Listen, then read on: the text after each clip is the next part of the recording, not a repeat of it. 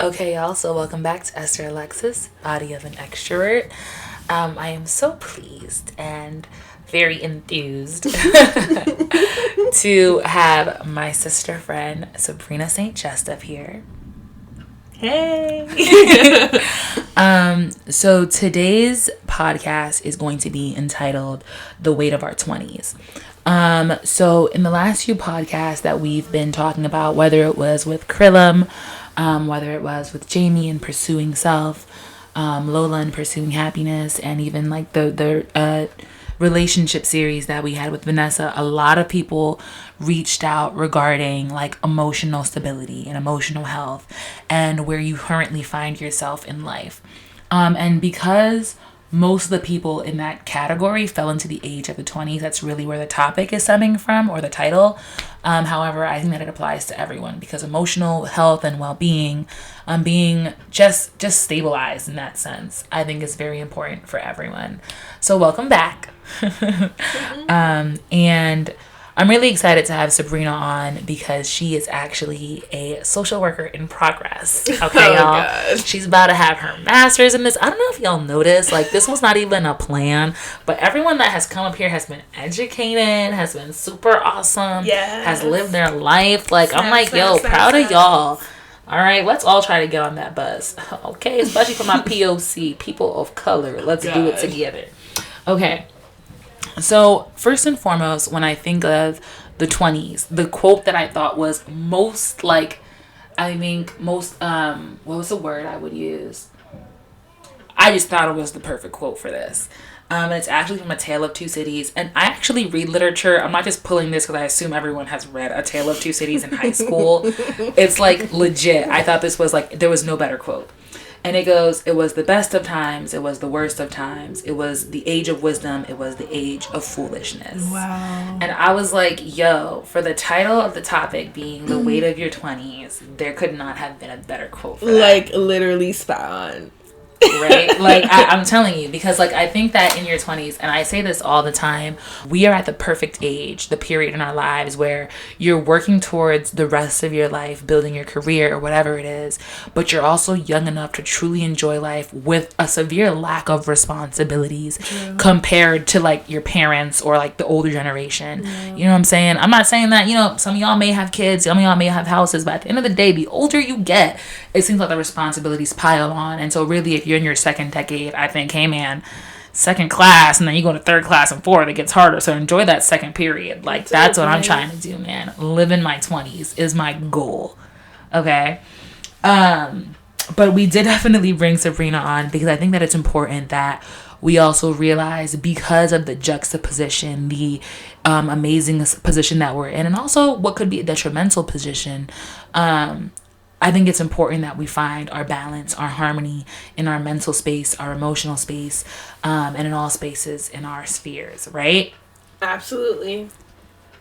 Again, I think that we're in the point in our lives where you can take risk in your career, you can take risk in your relationships, and the possibilities are kind of endless. Like, you know what I mean? Mm-hmm. However, there's also that uncertainty that accompanies that causes stress, doubt, anxiety. And so I guess the first question is, when it comes to just general emotion, how does one cope? I think a lot of the times now we're referred to as the sensitive generation, which is the millennials. And it's because all of a sudden we have all these anxieties, we have all these things. And the older generation is kind of like, yo, like that's just not necessary. Right. And I think that because we're kind of in the crosshair, some of us are like, I feel that all that emotion is not necessary. But I think that as I get older, I've come to realize, oh, but that's a part of me. And that is anxiety. Mm-hmm. Like, that is doubt. So how does one cope? Like, just straight out the gate. I think when it really does, like, come down to emotions, first and foremost, like, you gotta know, like, what your triggers are. Like, you gotta straight up know what bothers you. When it comes down to our emotions, I think that it's important for us to be self-aware and like know what your triggers are, like know exactly like what turns you off, because you can't necessarily like cope with your emotions per se if you aren't being self-aware. So I think it really comes down to like you really like, okay, like knowing what bothers you, or I mean, I'm thinking very negatively, but even when it comes to like happiness, like what brings you happiness. So making sure that you are just really in tune with yourself, really in tune with your being. So then I guess my follow-up question would be, how do you get in tune with your being? And I say that because I actually had to like learn, and I feel like I'm still learning in a sense. Like I wasn't always. No, you good. I think I've come a long way. I'm not gonna hold you. Like I mean, you knew me growing up. Like I was like, no emotions. We're good. We're gonna be all right. Disclaimer, guys. Esther was never like dark, like, oh man, like, you know, dark age Esther, like depressed all the time. But Esther wasn't as bubbly as she is now. So I would say yes. So I've come a long way. I'm telling you. And so like I had to realize though, like emotions were kind of a shocker for me. Not so much as I think it would be for others, but like I was so focused on, you know, being the smart girl that my parents wanted to be, being whoever my parents or whoever anyone wanted me to be, that like I never sat down and had time for my emotions, because I was like, that's a waste of time to sit there and cry about something that I can't fix, or I'm not going to sit here and be upset about somebody or something that I can't handle, you know what I'm saying? So I would just keep it pushing. Like I was very good at suppressing, I feel like. But as I've hit my 20s, I'm like, okay, that's not a way to actually handle those things, because they come out in outbursts, I feel like. So like I would have pent up frustration, and then I would realize it would be misplaced or misdirected in wrong areas in my life. So like maybe I'd be frustrated at home, but I'd be mean at school, or like quick with my tongue at school, but you couldn't tell that like I was like necessarily reacting from something. So it's now me being reflective and being like, oh, okay, that was probably a let out of frustration in that moment, but I could have handled that better. So how does one get in tune with oneself? Like what is like the first step to doing that? Because believe it or not, people haven't done it. Yeah, I mean, honestly, in my personal opinion, I think the first step is to truly like be honest with yourself, sincerely and honestly. Like you made a good point when you're talking about suppressing like your feelings and your emotions. If you know deep down that something is bothering you, but you're putting it on the wayside, and also too, like just thinking about it in terms of being so busy. I am someone that is always busy, you guys. I work full time. I'm in graduate school. I'm currently full time. And so like I literally like had to slow down my own pace, because within that busyness, like within that day to day, you're doing all these million things.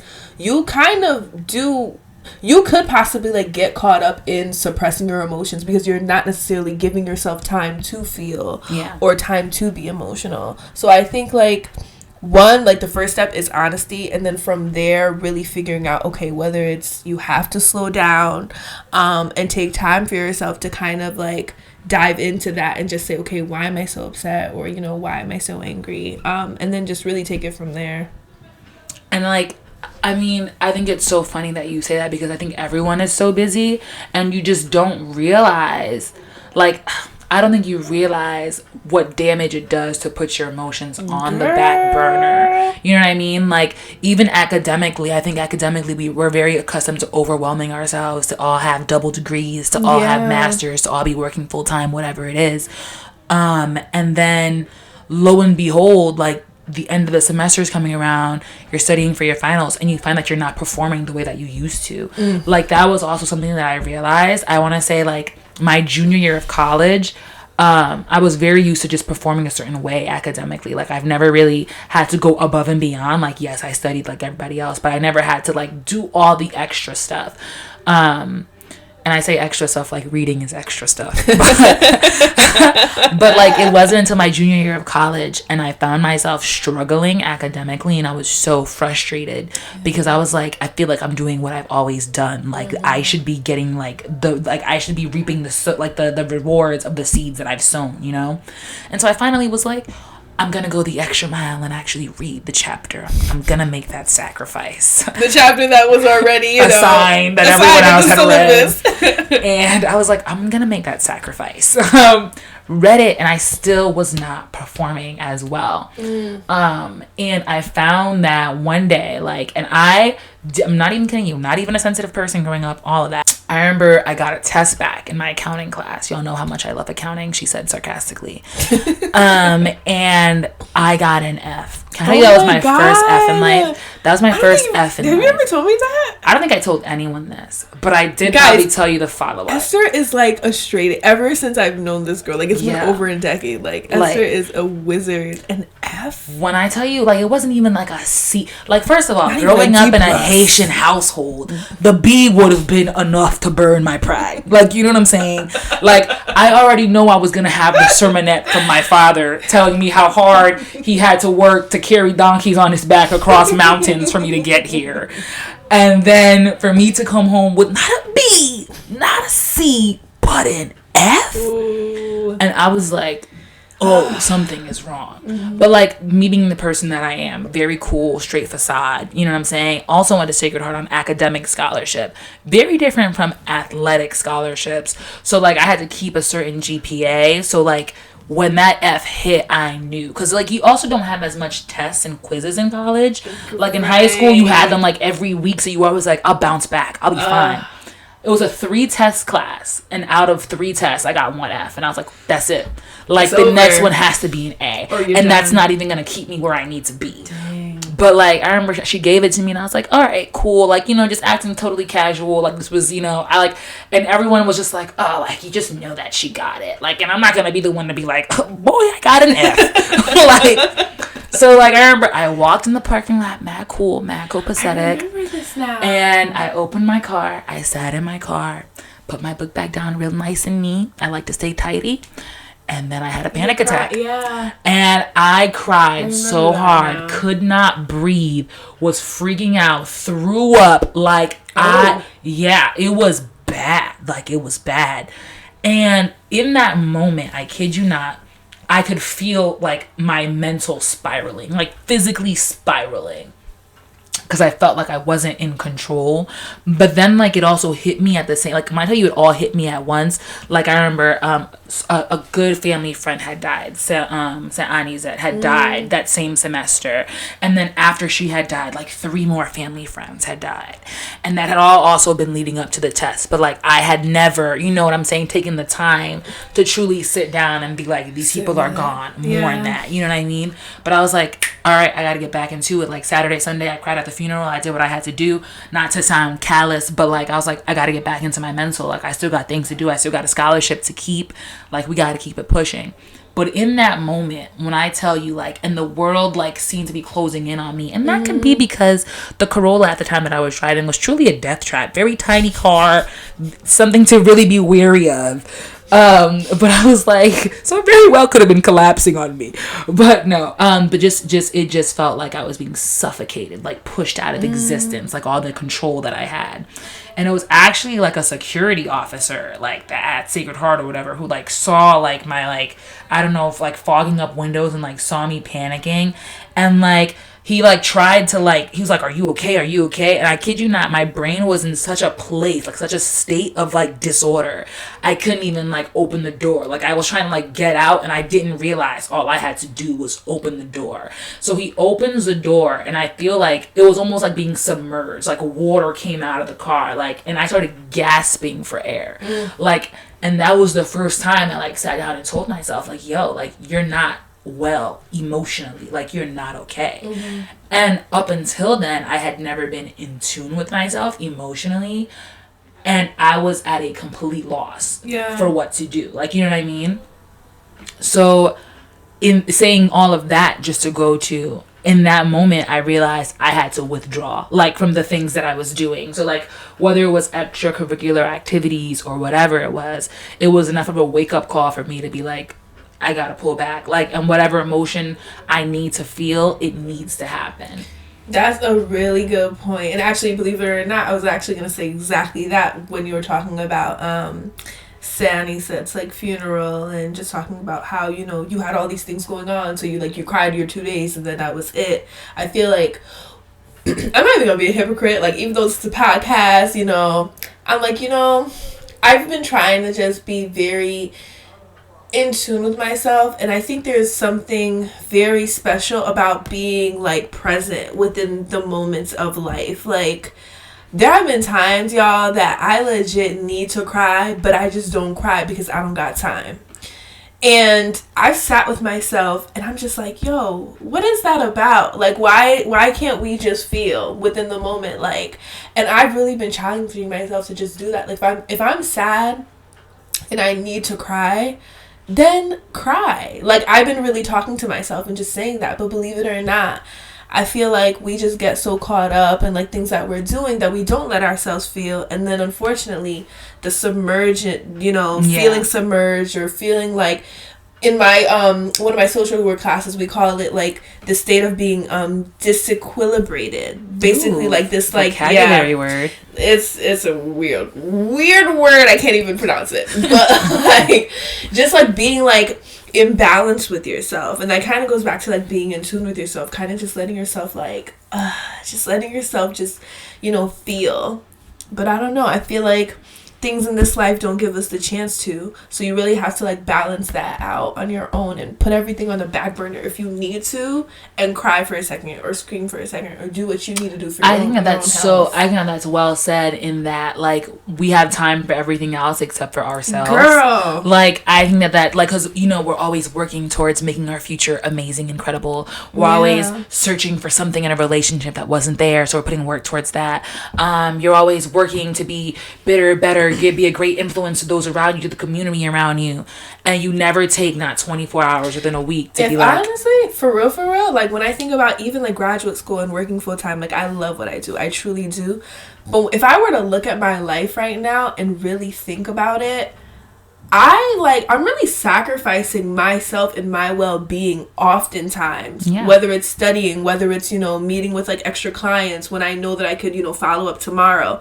And I have to sit with myself and say, Sabrina, like, not saying that, my supervisor or no one else cares about me, but if I would have died, like if something were to happen, they'd replace me. There's a quote on Facebook that you know what, and the world keeps going. Like even as you are going full steam in life and you can't be bothered to stop for anything whatsoever, the day after you're gone, the sun still comes up, keeps going. The world still revolves. Going. You're replaced. Exactly. Like the air that you were breathing, someone else is not breathing. Like it wasn't reserved for you.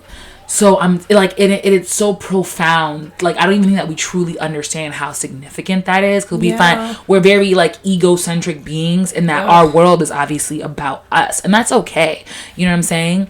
But like, it's ironic because our world is about us, and yet we don't focus on ourselves. We focus on the material. We focus on things that are very much tangible, and it's almost scary. It is. So one of the questions, the comments that people mentioned, particularly a friend of mine, she was like, do you feel that there is such a thing as a quarter life crisis? We are very much familiar with the midlife crisis around your 40s, 50s, not feeling as useful. It usually refers to like mothers, maybe when the kids are out the nest, or like, fathers when they retire from their jobs. But now there's this quarter life crisis within your 20s, and it's really being purposeless, aimless, and not knowing what to do with yourself. And I find that I personally think it's legit. And I say this because, and I don't validate everything, because again, it takes me a while to get to that emotional place. I'm not all the way there where I think you gotta cry every single day and we all gotta comfort you. I'm still a work in progress, y'all. But I think it's legit in that, take for example the way that America kind of raises children. Everything is essentially planned for you. Your next step, kindergarten, first grade, elementary school, middle school, high school, college, or vacational school. Right after that, you get a job. And between all of that, when someone is like, that's what you're here to do, like that's all that your focus is as a child, is to be a student. When you graduate, you get a job or whatever, it's like, well, when do I become like a person? When do I fully have to turn this part of my life on? Or when does this happen to me? Or what's my purpose? And I actually have friends, I'm not even kidding you, who have often said, I don't know what my purpose is. Like, I don't know what my point, she was like, in life is. And not to say that they're depressed, because they're not. But they just feel like they are aimless on the world. And like, how do you deal with that? And how do you find purpose? Believe it or not, like when it comes to society, which is truly unfortunate, those people that do feel like they, they're lacking within finding their purpose, or they just don't know what to do, they're like ostracized. Like, oh, what do you mean you don't know? Like, who are you to not know exactly what you want to do or whatever? But to be honest with you, like, I feel like where I'm at now, I'm learning, like, it's okay to take your time, but I feel like, again, like you were saying, we're just put through, like, a system almost, and then once you're done with, like, school, oh, yeah, chase after the American dream, but truly and honestly, like, sometimes people don't know what they want to do, but I think that that's okay. It is, but we just make it, it's just not the, it's not the norm that, like, our environment has really set. Like, it's you're something is clearly wrong with you if you don't know what you want to do, and I feel as though that's kind of messed up. I think it is, especially if when we are in this system, no one has ever said that your ulterior motive should be finding your purpose. Yeah. Like, why you go on, why you wake up in the day. You know what I mean? And I think that that also has to do with wondering, am I enough? Am I good enough? Or what should I be doing? How should I be doing it? Oftentimes, because, you know, you're given such a curriculum in school and whatnot, and even at work, that when you're kind of left to deal with your life by yourself, you're kind of seeking a curriculum. And if society says that, hey man, like, you have a job, you have a degree, you have, you know, someone that you're with, that's it. That's all you need. But on the individual level, it's like, have you taken the time to feed yourself emotionally? To fulfill self. Exactly. Yes. Absolutely. And I honestly, like, I think it's tough. It is tough. And to be honest with you too, thinking back in terms of, I mean, well, I'm not 25 just yet. I'm hitting there soon. Not, anyways. But what I wanted to make the point that, like, there are those individuals that, you know, are having a hard time seeking purpose, or they might not know what their purpose is. But I also think that there's a fear when it comes to those who are, let's say, whether you're in school, you know, you have some sort of plan out set in place in front of you. At least for me, I'm thankful enough to have, like, found a degree, found a program that I'm passionate about, period. Absolutely. Like, I'm passionate about people. However, I do know individuals, believe it or not, who fear not having a purpose. So they'll be out here in school, whether it's vocational or what have you, seeking something that truly isn't meant for them. But it's because Absolutely. they're afraid to be like, oh, well, you know, I don't want to be in the bracket of I don't know, or, you know, I don't want to be looked at as, like, not doing anything. But I don't know. I would rather be in a state of I don't know right now instead then of commit just to something being, you know what I'm saying? that I know will probably bring you lifelong misery. And you know what's so funny? Y'all know I exaggerate, but literally one of the kids in my church the other day goes, like, he's preparing to go to college, and I go, well, do you know what you want to major in yet? And yes, I apply pressure to children. I'm like, do you know what you want to major in yet? Because the money we're about to spend is quite ginormous. I'd rather you know. But he goes, honestly, I think I'm just going to go to business school, and anything that can get me money, I'll just do it. Wow. And I kid you not, like, he said it in a different way than I would have said it in the past, but it was like an echo, like a testament to how strong that, like, mindset is pushed into children. Just do something that'll give you money. And he was like, if I can just have money, if I can just be rich, like, I really don't care. Like, that's it. Like, that's all I need. And I was like, you don't even know. You don't. Like, you don't even know. Because it's like, once you get to the end and let's say you do pursue that degree, and I talk to my brother and I let him know this all the time, like, you never want to be in a place where all of your success, and I put in, like, you know, quote unquote, your success doesn't match up with self. It doesn't match up with fulfillment. There are plenty of people who have success stories of, you know, finishing school. Like, I have a friend of mine, she actually just finished her master's last year, but she's miserable. That's what I'm saying. I'm like, you look at her and you're like, oh my god, like, wow, look like, at her master's look at degree. you, like, you know, summa cum laude, like, she graduated, like, top of her class. But then, like, if you were to have a conversation with her, sis is really miserable. And that's the truth. That's just the truth of the matter. And what's worse is, like, we won't stop ourselves at all. And you know what's even worse than that is that no one will stop you. And so you're accountable for, like, putting the brakes on or pumping the brakes. Yeah. And you've got to be like, that's on me. And I say this because I know of, like, I remember even graduating with my degrees from Sacred Heart, everyone was like, oh, when are you going for your MSA? And I was like, listen, at that point, after my little breakdown junior year, my senior year, I had a little more insight. And I said, the last thing I'm going to do on God's green earth is sit in front of a screen and look at numbers. I'd rather chew staples and swallow. Oh, and God. I was like, it can't Here's the exaggeration for I know. There goes the exaggeration. No, I was like, I'm not going to continue that. And at that point, I knew I wanted to get my master's, but not necessarily in what point of business. Like, I knew it was either an MBA or a master's in human resources. And I was like, I want to do something that's kind of versatile. So if I end up switching my mind, because you never know. But I remember my one professor was like, no, you have to do an MSA. Like, you have to. Like, like, what else would you pair with accounting than further accounting? And I was like, bro, like, no, like, you don't get it. You know what I'm saying? I'm like, it's fine, to expand your knowledge, to, do what you want or whatever. That's your story. But I'm like, but your happiness, and I say this, and it's going to sound so crazy. Your happiness, I feel like, is so simple. And yet, don't confuse simple with easy, because it doesn't mean that it's easy. Mm-hmm. The picture that you want at the end of the day is a very simple picture. It could literally be a picture that a child draws of you, stick figures and all. The sun is shining. You're there with maybe your family or your friends, a house in the background. There's probably a stick dog around there somewhere in that photo. But at the end of the day, you're usually smiling, right? And I was like, will a job in that allow me to smile, like authentically? And I was like, no. So then I had to find an ulterior path. And that path won't be easy. But if my happiness is simple, then I'm going to make that choice, which for me was like, it's not going to lead me to my happiness. And so I'm not doing that, period, point blank. Like, you're accountable for pumping the brakes. Because I remember doing accounting, and I remember thinking to myself, I have to do this for a scholarship. I have to do this because this is obviously a great career choice. Like, no one with an accounting degree is out of a job. You know what I mean? And I just was just like, yo, enough. Like, okay, some way, somehow, you will be provided for. You will have something. You know what I'm saying?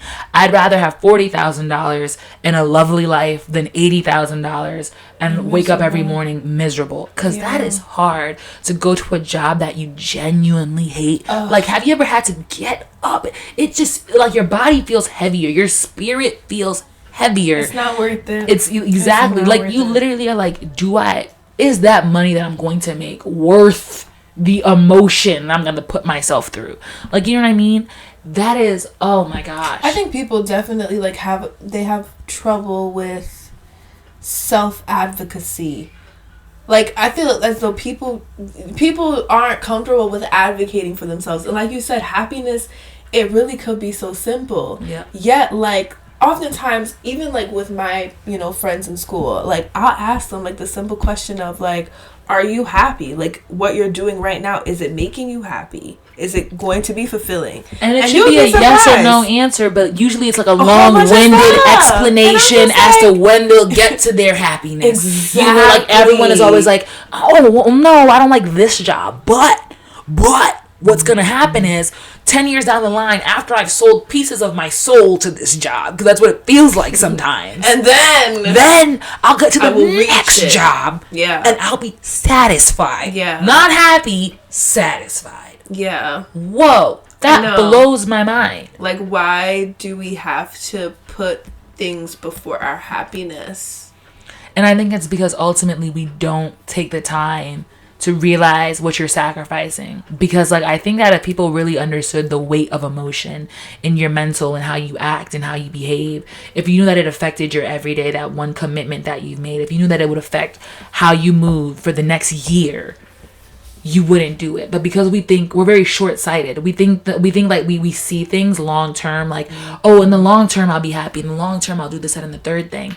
But we don't think the long term for our emotional state. We don't think the long term for our spiritual state. And I'm telling you, it impacts, and I think it magnifies throughout other aspects of your life. But yeah, like, I feel as though, and I'm such an emotional person, even like I'm about to say something and it like makes me want to get emotional. It's just like, why does our like our own happiness, like, why does it have to cost so much? Like, we'll be out here sacrificing all this stuff, like, pouring ourselves out. But it's like, why can't we put ourselves first? Like, why is that so selfish to do? I don't think it's selfish. I think that, and it's so funny, this woman says it, I think her name is Ayanla. The one who I love her. Vincent. I don't know. I adore that woman. My mom, I'm actually going to read the book my mom bought. And my mom got it signed. My mom went to go see her. Yes. My mom and my dad. Anyway. She said something I think I saw on Facebook like 2 years ago, and it just sat in my mind forever. And she was like, a lot of the time, society tells us if we care about ourselves, if we only worry about ourselves, then we're very selfish. And we're not raised to be selfish.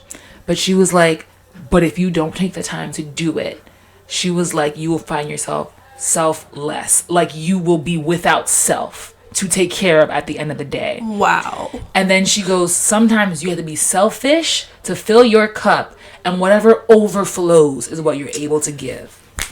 Anything Can I else? just snap right there. Anything else? She was like, you're depleting yourself. That is. And she's like, and then it's a disservice, because when you deplete yourself, you're disservicing yourself and that and person. Other people, exactly. Because when you deplete yourself, you're giving what was presented as a good thing, but on the back, it's actually like a piece of your negativity or a piece of yourself that's leaving you that should have never left, or like it's an experience or something that you're refusing to acknowledge, face, accept, whatever it is. That is and deep. it's. I'm telling you. I think she might have phrased it differently. And if she did, I'm going to take my quote and make it myself. But she said something along those lines. And I sat with it. Because at the end of the day, people will love you to kingdom come. But no one will die for you, baby. Girl. And no one dies in your place. And I'm like, it's just you up there. I'm still looking for this quote, child. It is just you. Let me think. That's crazy though. And believe it or not, like I'm even learning within myself when it comes to like my emotions, and not only coping with my emotions, but truly like sincerely and honestly, I feel like I'm being repetitive, but like just being self-aware, because like even when it comes to, and again, this isn't like a drama show, I understand that, I respect Esther's podcast, so I'm not gonna pour out my life or whatever. But just thinking about like, my own friends that I've had, or honestly acquaintances too, that whether it's that they have a bad day or whatever, when they're projecting that on me, whether that's through attitudes or whatever, I'm now coming to a place where I'm like, you know what? They're probably just upset. Like long time ago, I used to like take that in as like, this is what do you think? Like, who do you think you are? Like, I would just be, guys, I'm a very stubborn person. I don't believe in like zodiac signs or whatever, but apparently Tauruses are like known to like be bulls, or I don't know. We're just very like stubborn, very headstrong. I forgot where I'm going with this, but when someone would deflect their just emotion to you. Just thinking about just being self-aware, and I know we originally, like, our first question was, talking about coping with our emotions. I think that it's also important to not take on other people's emotions Absolutely. Well. You can't do that to yourself. That's a great transition. That is hard. That is a beautiful transition. And let me say that because I think that as we get older, the people, the things that we have accustomed ourselves to, they change. And I say that because, take for example, like your friendship can change. You know what I'm saying? Like when you're a kid, you have no worries, nothing to really handle. You know what I'm saying? Aside from your homework. And as you get older, though, as more responsibilities come your way, maybe your friend will go through an obstacle that you're not necessarily going through. You know what I'm saying? That's happened a lot in life, is that your friend is going through something, and that's just not what your house looks like. That's not what your relationships look like. Whatever it is that they're going through, it's not something that you have been through personally.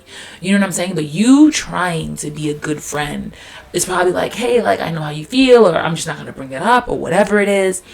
And there's almost like this misplaced anger directed at you. Like this person may snap more, or just not be as invested. Like they just won't communicate in conversations or whatever it is.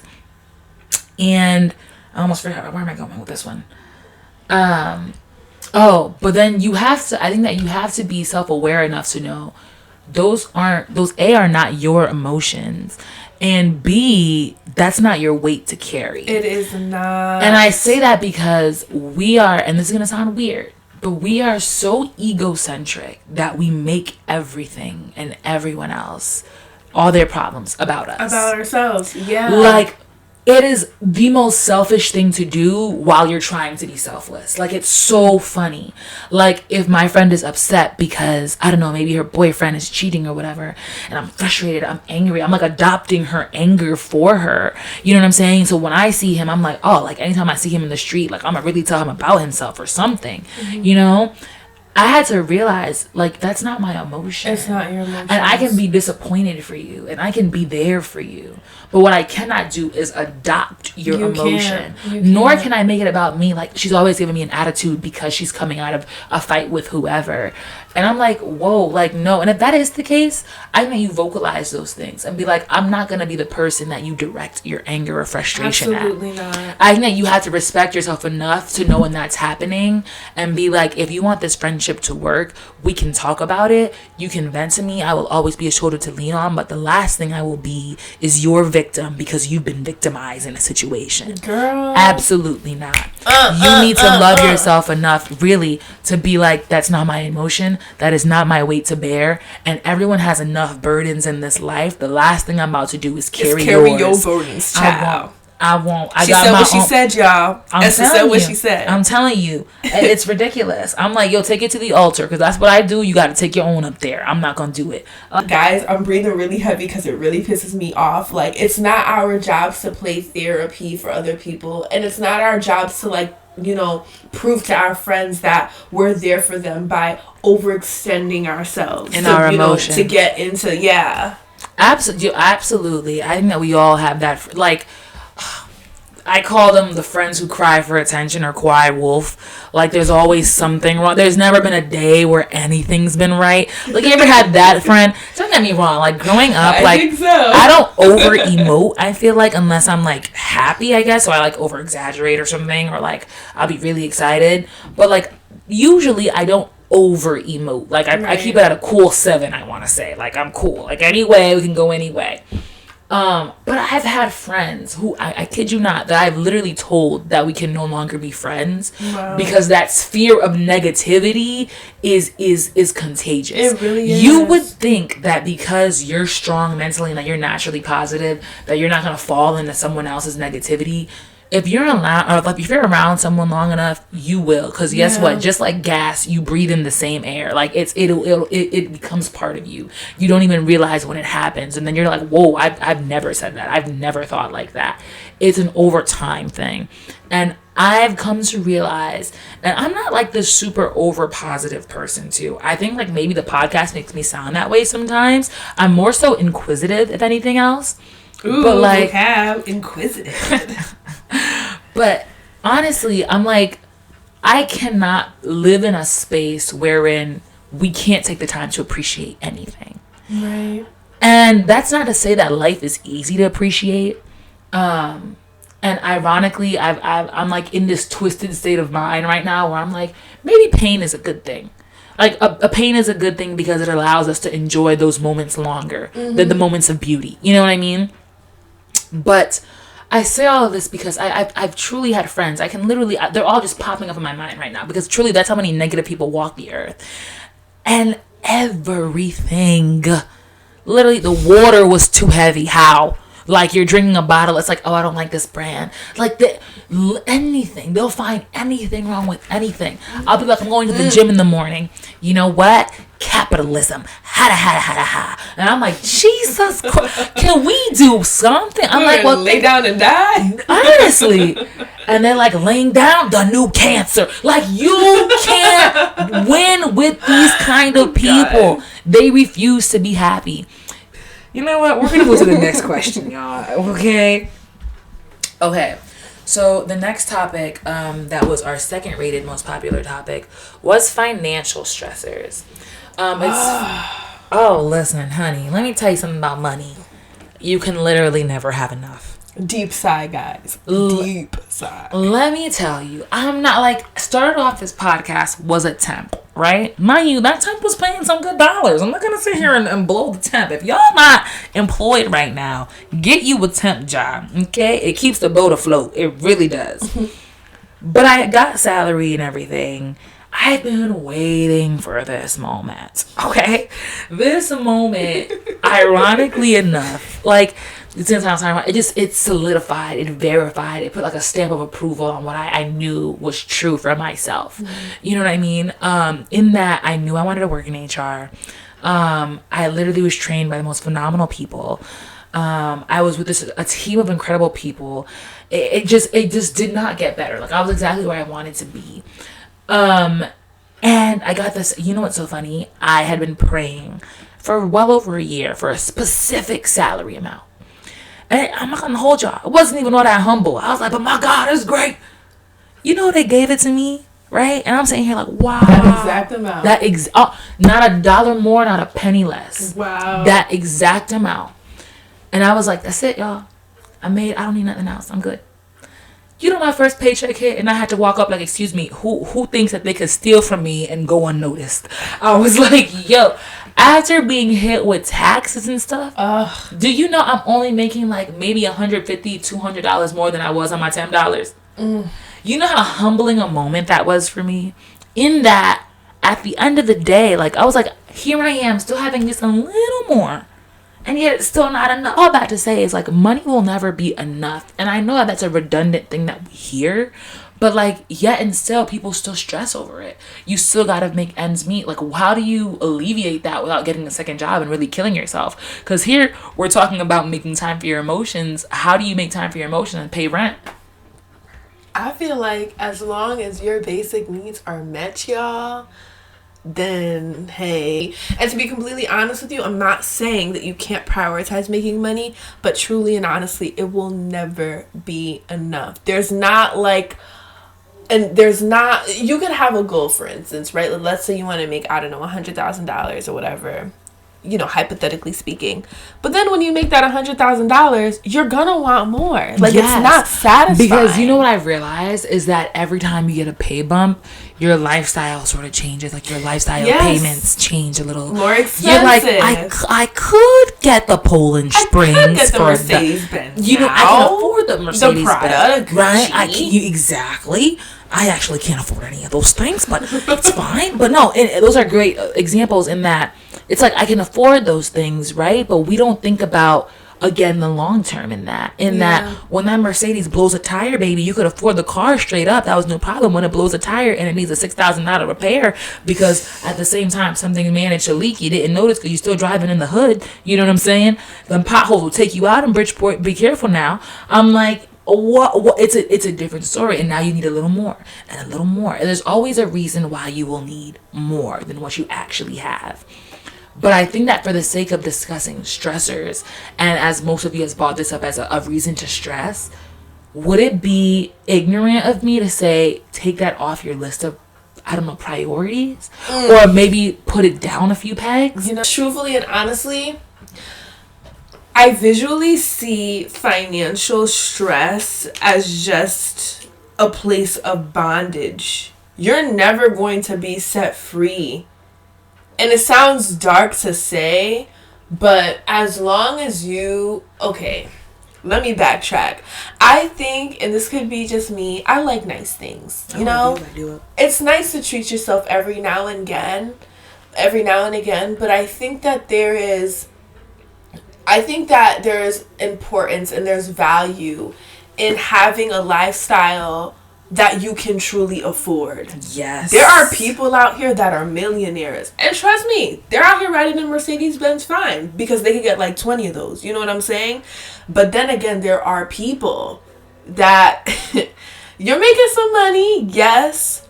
But sincerely and honestly, you really got to ask yourself, okay, could I really afford this lifestyle though? Facts, long term. And also what happens, you know, as someone who was an accounting major, here's what I will say, the respectful part of it is that it did teach me a lot of financial literacy and financial accountability, in that when you lose a job, y'all, like, I don't know how long some of y'all have been out of school, if you're still in school, that job search is hard. For a job that you genuinely want, I think that that was a point of contention with me with a lot of people, is that while I was unemployed, quote unquote, like temping and stuff, I did get job offers, but they weren't jobs that I felt suited me or, no offense, respected me enough to give me what I wanted. period. Because I think that you should know your worth Your value. financially. Yeah. You should. And there's nothing wrong in that, right? But say that you do land that job. And that's great. What happens when you lose it? Do you remember how long it took you to find it? You know what I'm saying? So is the lifestyle you're maintaining right now, is that sustainable when you lose that job? Right. And I'm not saying sustainable for a month, 2 months. I'm talking about, I've had friends who have been unemployed for like a solid year. Like, it is hard to get what you want in market value, where you want to be in the industry, what function you want to be in, all of the nitty gritty stuff. And then for you to be like, I'm going to be doing a Mercedes-Benz that doesn't even drink regular gas. I want that premium gas. I'm like, whoa, when you pay that $1 extra for premium, you know them dollars add up? I'm like, you putting in maybe 15 gallons. That's $15 more than you needed to every time you fill up your car. You fill up your car maybe 2-3 times a week. That's $45 a week that you're losing on the gas that you could have been. Like, we're not even talking about oil maintenance. We're not even talking about your house. We're not even talking about the food that you usually eat. You need to be realistic with yourself. And that's our problem, is that we're very quick to pamper ourselves, or upgrade our lifestyle, and not upgrade our train of thought and our train of accountability when it comes to financial, like realistic, you know what I'm saying? And in this year, my goal, I've said it out loud. I was like, you know, I love my job. I really do like what I'm doing. If they fire me, so be it. You know, surrounded by a bunch of little. That. I'm a Christian, y'all, so I'm just gonna, pray over Esther's life. I rebuke it in Jesus' name. I say that I'm always if they just give me 2 years, then I will have paid off all my debt and saved a little something. Truly and honestly, that's what I want to be able to do. But I'm also taking the risk in that I'm like, am I saving enough every month? Mm-hmm. What happens if, gosh forbid, like, we live in a crazy world. What happens if the building blows up one day and they're not paying me? Like, you know what I'm saying? These are things that we ought to really think about. Not the blowing up part, just the saving long term. Yeah. To maintain your lifestyle long term. So a tip that they've always given us financially is to be able to save at least 6 months to a year of your lifestyle upkeep type of money. So if you can save enough, and that's so hard to do, let me not downplay that for you. That takes extreme discipline and a lot of self-control. Discipline. Right? You to save up 6 months of what you usually spend in a month. So live your life for 2-3 months, track how much you spend on average within those 3 months, right? Save that amount, like 12 times that monthly amount. I'm gonna have to go and listen to this podcast again, because you dropping gems. It's like, when you actually look at the number, it almost seems like impossible to save that amount, but that's how much you spend on the regular. You know what I'm saying? So your lifestyle really has to be humble enough for you to live and humble enough for you to save. Because you need to care about yourself, not in the short term. Yeah. So when it comes to stressors financially, I think the first piece of advice is put it down on the few pegs. I think money is a beast that will not ever finish being fed. You can feed it and feed it and feed it and feed it, and you will never find yourself satisfied. And y'all, not to, make this all about money, but there's something that my dad has taught me. I do have a credit card, trying to build credit, because I think that's also very important. And again, the podcast isn't all about money, but I'll say this. If you can't afford that little bag or whatever it is that you guys buy, if you can't afford it in cash, don't put it on that card, okay? Yeah. Don't put it on the card. A word. Please. A word. Do not. Truly. My brother always says that all the time. He's like, if you can't pay it on debit, don't put it on credit. Period. And that is a word, because credit should be, I think, especially in our 20s, credit should always be your friend, not your foe. A lot of us already have racked up student debt. No need to add to that. No need to add gas to the flames, That being said, let's see what our next topic was in that. Factamundo. Okay, this one's a big one. And I like, again, okay, I want to make sure I'm okay. So, the weight of the world and the fate of the world. 2 different things. So, when we talk about emotional stability, that's all grand. But being the millennial generation, and the generation behind us even, is also known as the activist generation. We're very much concerned about things. However, part of me wonders how true that is. And this is just my own spitefulness. I think that I would love to think that we're all as active in the cries of the world. You know what I mean? No one wants to see anyone have a horrible life. Like, no one, like, when I see those dog commercials even, and like, I swear they train those flies. Like, they've got to train the flies, because the fly will always land right on the eyeball of the dog or something. We're not making jokes, guys. But like, yeah, but it's not the angel, but actually tears. But I think that we are very lazy activists in that, take, for example, that whole Sudan thing, and everyone turned their Insta pictures blue, right? And I'm like, do you really think that putting your Instagram picture a shade of blue is going to feed children? It's stopping anything. Is going to stop violence. Yeah. And I'm like, y'all are so lazy. And you know what? Shout out to my girl Sierra Emelaire, who also has a blog of her own, and she did a piece on this, and that's really what got me thinking about activism. And she was like, it's fake activism. We very much, and it's crazy because our generation should be most comfortable with the internet. We know that everything that we read up there is not true. However, when it comes to pretending to be saviors in someone else's life, we'll read, oh, if we turn our picture blue, someone will donate. What? That's not even true. But that's so ridiculous. I think it was her blog. Because I'm not even going to be a hypocrite, y'all. I turned my picture blue as well because I wanted to be a part of the movement, or, be a part of, like, the crowd or whatever, which I'm pretty sure people could relate to that. But I removed it, too, because I was like, okay, Sabrina, like, what exactly are you doing? I feel as though, especially on social media, like, we'll see all these things happening, like, in Africa, or, we'll see, like, crisis happening, like, around the world. But a post is not going to do anything for those children that are, like you just said, starving, that hunger, are dying, that are uneducated. Are being, traded for, like, whether it's sex slaves or whether they're slaves or whatever. Like, I feel like people get caught up. And I guess my question then is, I don't think there's anything wrong with awareness, but do you think that raising awareness, there's, like, an extent to it? Because when we're talking about, like, lazy activists, is spreading awareness, could that possibly be a part of lazy activism if you're not doing, you know what I mean? I think that if your goal is to spread awareness, then that is part of activism, yes. But I think that we've got to be honest with ourselves in that we need to stop making ourselves the saviors. And I say that because earlier in the podcast, I mentioned a quote which was like, you can't determine who you are in someone's story. Mm-hmm. And the story of the world, particularly in countries like the US, like France, like England, that are essentially these rich countries, we have this narcissism, and I might be using the word wrong, because you're an actual social worker, so you would know, but we have this narcissism where it's like, oh, if we change our photos, like, we care so much. Yeah. It's so superficial. Yeah. It's self-indulging and then we don't look any further. No. We don't actually think, let me actually donate $1 to save a child. Like, you know what I'm saying? We don't. However, funny enough, those things do add as stressors, though, for the same people that would indulge. Like, they're like, oh, I'm so burdened and taxed with what's going on in the world. And that's fair, because there's a lot going on. It seems that almost every country is facing some kind of turmoil, whether it's political or whether it's a natural disaster. And it's fair to say that the fate of the world right now is dark. It looks a little crazy. Mm.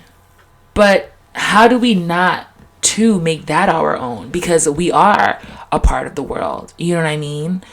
How do we, I don't know, deal with our emotions in regard to that? I think, like, for me, especially with social work, it could be very depressing. And to be honest with you, kind of going back to the self-care piece and really, like, being aware with what triggers you or what makes you sad or what really kind of puts you in a place where you're just not okay, that disequilibration that I was talking about earlier. I legit, like, and please don't judge me, but I legit turn off the news sometimes. Oh, absolutely. Like, I just it's so cynical. Because like, there's so much going on. Yeah. Like, you have to shut it out. And that's not to say that I don't care or, like, I'm careless or whatever. Guys, I love any and everything that literally breathes. Okay? Like, that's just the type of person that I am. But for my own self-care, like, I've come to the realization that, like, I can't save the world. I can't save the complete world. Yes. I can do what I can. However, watching the news every single day with the sex trafficking thing that's been happening now, like, believe it or not, like, I've become hyper vigilant, and I have to be like mindful of that. It's because of the social media, because like I see like posts on a daily basis, like, oh, be mindful, be careful. Oh, there are, you know, vans, like white vans going around. Oh, the number of children missing. Oh, Black children, believe it or not, too. A lot of those numbers are very high for young Black women of color. And so, like, I legit, like, had to just sit down and really, like, shut it off, the social media, the news, because I knew right there how much it was impacting my emotions and impacting my well-being, honestly. Honestly, I agree. I definitely agree. I also, like, I get very attached just to things and people, but I particularly work with children, whether it's youth, and it breaks my heart to even think that kids go through what they go through. Truly the most vulnerable creatures on God's green earth, I tell you. And it breaks my heart when I hear of a child going missing, and I think that it's, you know, it's a grim outlook, because there's so much that is so wrong in the world. And I also had to realize, like, first of all, it is not my job to save the world. It isn't. And that's sad to say, and it sounds callous, but it's not your job to save the world. And also, again, it's realizing, like, I can only do as much as I can in my community. And so I work in my community, you know what I'm saying? I save those that I can in my community. And I don't say save as in, like, I'm going to take you all the way there. No, I do whatever I can. I try to influence you in the best way that I can. I give you the most honest advice that I can. I give as much care as I can without depleting myself. You know what I mean? And I only can hope and pray that the ripple I make in my pond will go out into the ocean and make an effect somewhere. You know what I'm saying? Even this podcast is that, but a ripple in a pond, and hoping that it'll affect someone else somewhere and that they can do something in their community. Right. And if we all take that kind of activism, real activism, and do that in our communities, then the world will be a better place. You know what I'm saying? Yeah. Oh, and then of course there's the whole normal stressors of beauty and things. But I feel like we've sort of talked about that here. But not to minimize the seriousness of that, in that, yes, it's important that you like what you look like, but that too, my dear, you are in control of. Go to the gym, eat healthy. Like, you truly are the product of what you consume mentally, emotionally, physically. And at the end of the day, your self-worth is determined by you. I don't believe in allowing, you know, societal standards, especially beauty fades or fads, determine how I feel about myself in the moment, because they're fading. That, hence the term. So everyone's into this, you know, the whole big butt, slim waist, the big lips thing. Okay, in like 100 years' time, they're gonna say we looked absolutely ridiculous. You know what I'm saying? So I think that when we consider things along that line, it's just important that you actually liked what you look like in the moment. Very true. You know? Yeah, I think that's a really good point. And to be honest with you, I think social media has a lot to play into it. Just the societal norms that have been created around, you know, having like the big butts and the, you know, big boobs or whatever. I can't really speak for guys. I don't know. Washboard abs, is that like a thing? I think so. The arms, the legs, the back. I'm not gonna lie to you. Bulky. I am a back girl. I like a strong back. But anyway, sincerely and honestly, and again, I don't mean to be redundant, but like, you really have to look into yourself, tune into yourself, and really like accept yourself for who you are. I don't know why that's so hard for people to really like get, but I don't want to sound mean when I say this, but you know, if you don't have that waistline or whatever, you know, maybe that's just genetic. You know what I'm saying? Yeah, accept and that's yourself okay. the way it is, homie. Good, like, come on. Baby girl, like, you're still cute. But kind of just piggyback off of, you know, what Esther really just said. I really think it goes down to really, you know, building up your self-confidence. No one is going to validate you more than you can honestly validate yourself. Oh, word. To be completely honest with you, I had to learn that the hard way going through like high school. Like I was extremely insecure about my slim figure. Like I just didn't like being slim. I was just like, I don't know, I just felt super awkward, like super scrawny. Yeah, like I was just like the smallest one in the pack all the time. But it really took me until I got to college to truly like accept myself. Like, okay, Sabrina, like this is just who you are. Like embrace who you are. And to be honest, y'all, it's a different glow when you truly are confident and comfortable with yourself. I have seen people with different types of bodies, but because they're so confident and they know how to wear their body, appreciate their body around them, is something else. Like something else. Like, and it's authentic in that it's not like that fake glow. You know what I'm saying? It's not a Fenty glow. Fenty's beautiful, but you know what I'm saying. But like, it's like legit. Like that's who they are. Glow. Like they're just beautiful. Makeup, no makeup, whatever. See it through that. Girl, my motto is, girl, even with your lines, you are just fine. And take your curves around the world if you got it, baby girl. You know what I'm saying? Like you rock what you got. Like I'm telling you, that confidence, self-esteem, let me tell you, will take you to higher heights, will take you to places you've never been if you could just truly believe for a moment that you are truly the star of your own show. Believe in yourself. I'm telling you. Believe in yourself. And don't compare yourself to other people. Comparison is the thief of all joy. Listen, let me tell you. Comparison kills. But really, honestly and truly, I just think that beauty is in the eye of the beholder. And like, y'all are truly doing damage to your body. Even if you like, first of all, if you actually do surgery and stuff, I'm truly not judging you. I think that everyone is beautiful and it's your choice, you know, and I respect everyone's choice. But you are damaging yourself. You are damaging yourself emotionally. You are damaging yourself spiritually. And you are damaging yourself physically. These are all things that you can always amend, but will never be the same if you don't take care of it when you have it from jump. Right. And that goes to the same train of thought. If you're always thinking you're hideous, I think that you reflect what you are on the inside. And so if you refuse to acknowledge yourself as the beautiful, ideal deity that you are, I mean, you're doing yourself a disservice, because truly, honestly, someone is looking at you right now and is thinking, my God, like she's a portrait, like she's a masterpiece. She is fine. Fine. F-I-O-N-E. You know what I'm saying? Like it's crazy, like, you know. So in regards to that, don't stress yourself, you know. Like you're created perfectly just the way you are, you know. Just take care of what you got. That's all. So with that being said, Sabrina, we really appreciate having you and really just appreciate you coming in and dropping your wisdom. Do you have anything that you'd like to say to like wrap up? Well, thank you, Esther, for having me on this podcast. I wanted to be on this podcast for a while, and I was like, you know what? Let me see if she's gonna put me on the podcast. No way. I am that friend that's like, I'm gonna be on this podcast. No way. No, honestly, no. Sincerely and honestly, like it's been a pleasure seeing how much this podcast has grown. I'm truly a fan. And I hope that you guys are definitely taking something out of this entire experience. So yeah, I'm so happy to be here. I'm happy to have spoken with all of you. And of course, never hesitate to engage with us, interact, leave a like, comments, tell us what you think, tell us your personal stories. We'd love to hear them.